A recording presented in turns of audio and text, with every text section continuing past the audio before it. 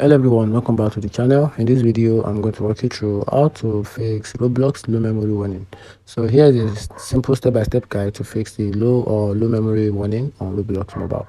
So the first thing you have to do is a very quick guide is to restart your device. Then you can also clear caches, or actually that is for Android user.